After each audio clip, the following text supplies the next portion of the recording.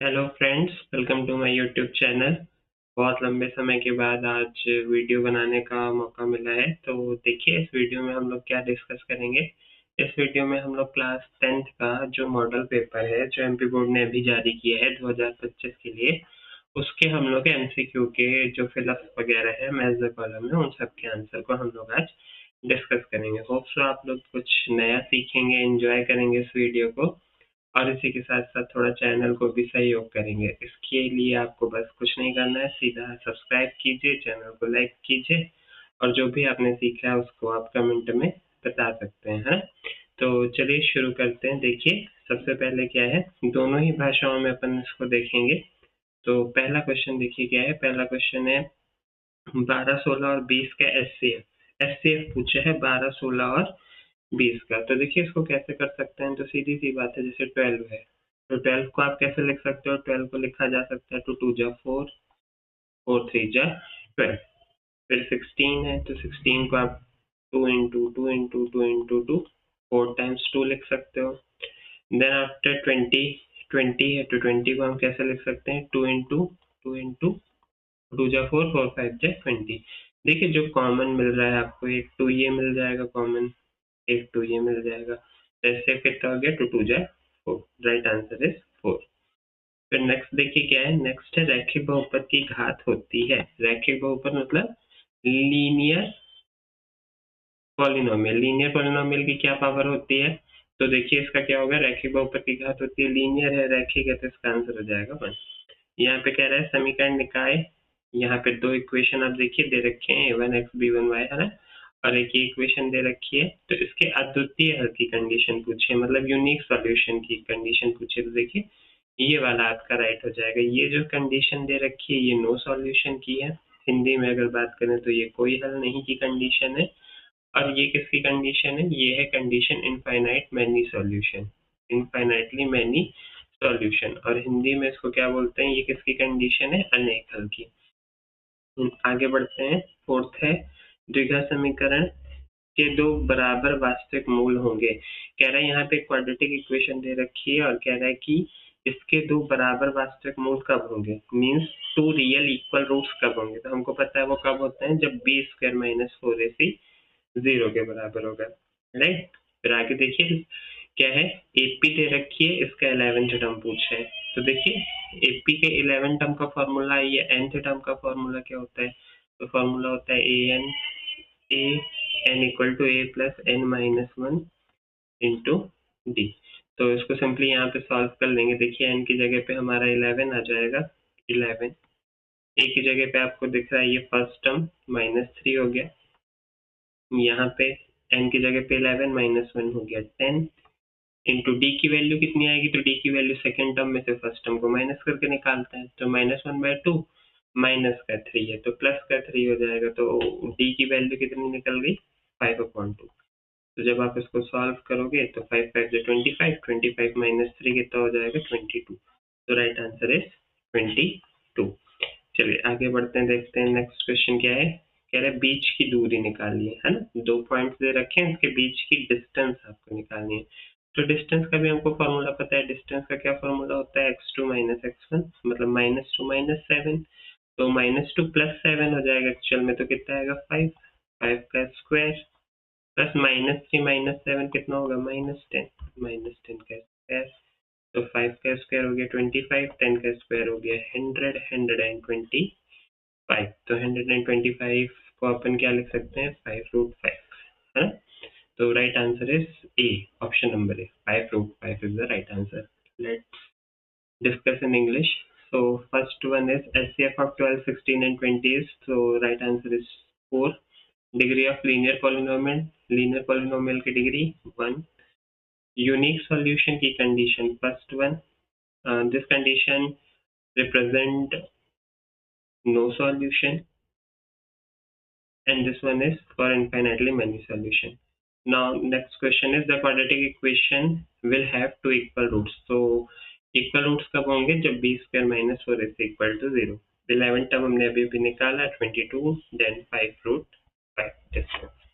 चलिए आगे देखते हैं फिलअप्स क्या है। फिलअप्स क्या कह रहा है, सबसे पहले यहाँ पे आपसे देखिए विविक्तकर का और इंग्लिश में भी डिस्कस करते चलते हैं। डिस्क्रिमिनेंट का फॉर्मूला पूछा है, तो डिस्क्रिमिनेंट का फॉर्मूला होता है B square minus 4ac। AP के प्रथम n पदों का योग कह रहा है sum of first n term of AP, तो इसका फॉर्मूला यहाँ पे लिख देते हैं। फॉर्मूला होता है Sn equal to n/2 2a plus n minus 1 into D. ये Sn का, ये किसका आंसर हो गया? ये हो गया आपका सेकंड आंसर। सभी वृत्त कैसे होते हैं? ऑल सर्कल्स आर, तो ऑल सर्कल्स आर सिमिलर। कैसे होते हैं? सिमिलर होते हैं। सभी के सभी वृत्त कैसे होते हैं? तो हिंदी में होते हैं सभी वृत्त समरूप।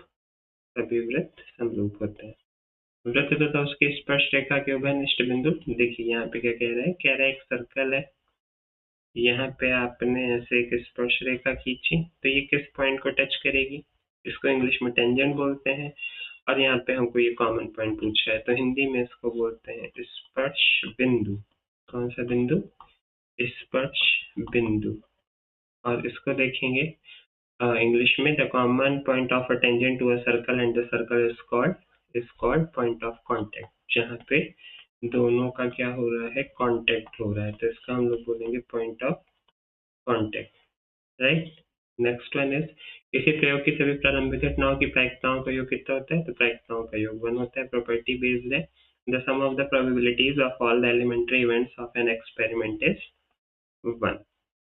वृत्त के किसी बिंदु पर स्पर्श रेखा स्पर्श बिंदु से जाने वाली त्रिज्या पर क्या होती है? तो वो क्या होती है? लंब होती है। ये भी प्रॉपर्टी बेस्ड है, तो यहाँ पे हम क्या लिख सकते हैं? इसका आंसर हो जाएगा परपेंडिकुलर। Perpendicular, right. बढ़ते हैं आगे, देखते हैं नेक्स्ट क्वेश्चन में। Question number 3 match the column में। देखिए क्या है, सबसे पहले बोला है अर्धगोले का वक्र पृष्ठीय क्षेत्रफल।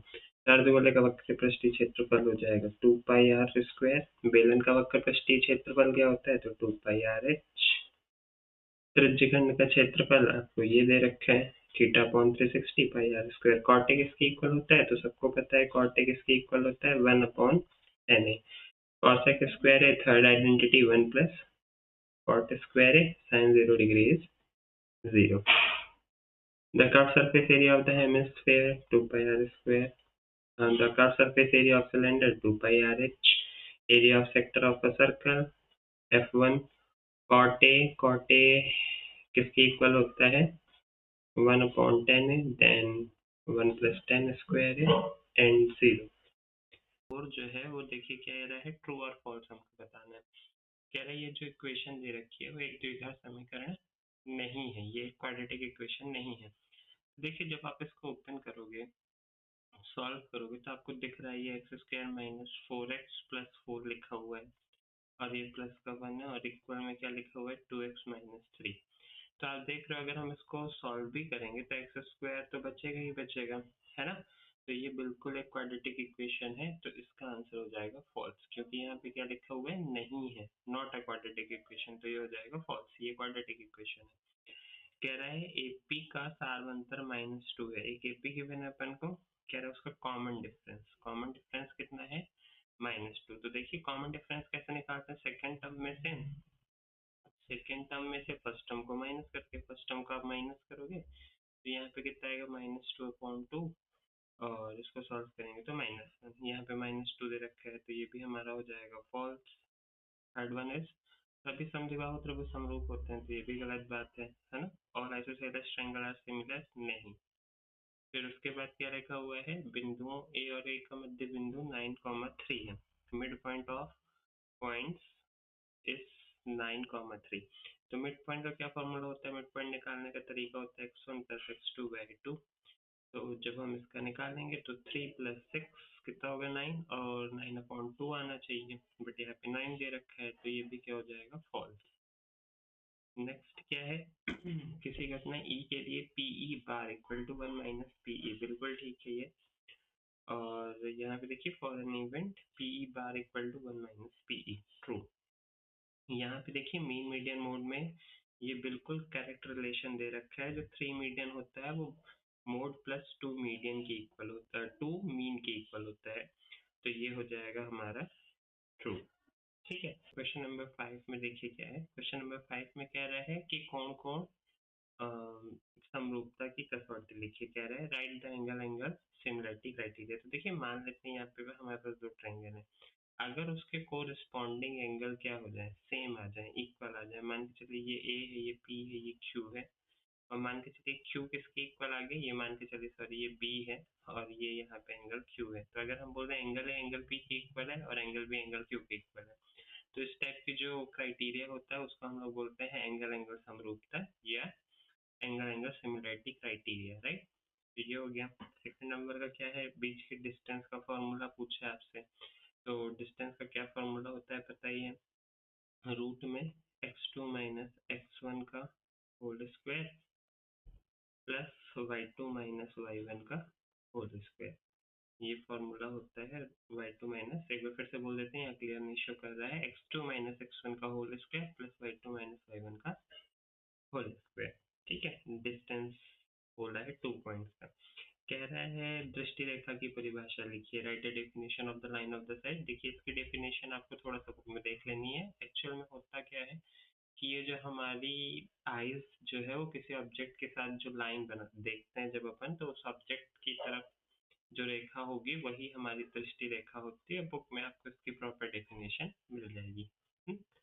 बढ़ते हैं आगे। देखिए क्या है, कह रहा है कि यहाँ पे हमसे पूछ रहा है कि चाप की लंबाई का सूत्र लिखिए, और यहाँ पे क्या पूछ रहा है, कह रहा है कि लेंथ ऑफ आर्क।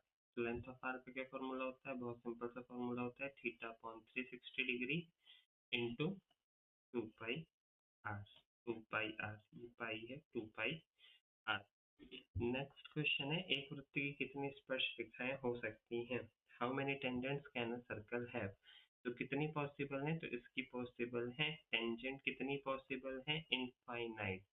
मतलब हम बोल सकते हैं कितनी स्पर्श रेखाएं पॉसिबल हैं, तो इसकी वृत्त पर अनेक स्पर्श रेखाएं संभावित हैं।